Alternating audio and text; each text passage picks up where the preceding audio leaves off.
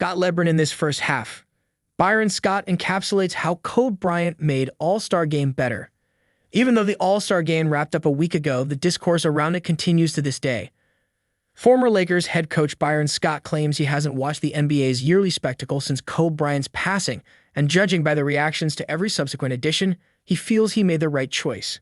On his Fast Break podcast, Scott claimed Kobe was the only player who brought intensity to the game, and that players have lost the desire to be competitive on All-Star Weekend. He highlighted Kobe's mentality and praised how Kobe would approach every ASG like it was Game 7. Scott, who coached Bryant for 2 years and played with him for a year prior to that, knows firsthand how the Mamba was always eager to compete. He claimed it was this mentality that made All-Star games watchable and brought up examples of how he would guard LeBron James and Dwayne Wade for entire halves just to see how good his opponents were. All right, I'm going against LeBron. I got LeBron in this first half. I got Dwayne in the second half. Scott recalled when speaking of Kobe's spirit. I'm going to give them a 110% because I want to see how good they are. That was his mentality. Of course, Scott's comments about Bryant's desire to always win are true, and he claimed this was the reason the NBA named the All-Star Game MVP trophy after him. Kobe had some great battles in the All-Star weekends of the past, especially against Wade and James. Kobe Bryant v. Dwayne Wade 2012 ASG. Dwayne Wade famously broke Kobe Bryant's nose in the 2012 All-Star Game, leading to the first flagrant foul call in ASG history.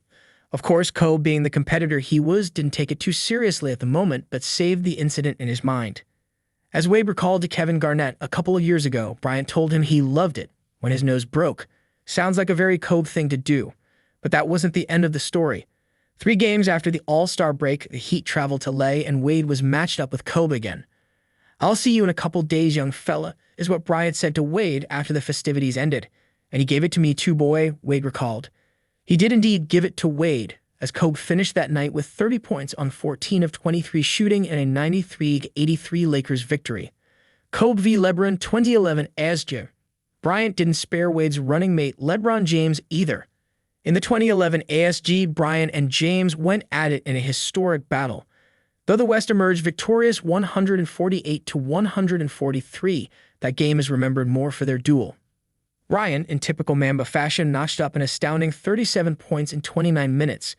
In response, James notched up the second-ever ASG triple-double, registering a stat line of 29 points, 12 rebounds, and 10 assists in 32 minutes.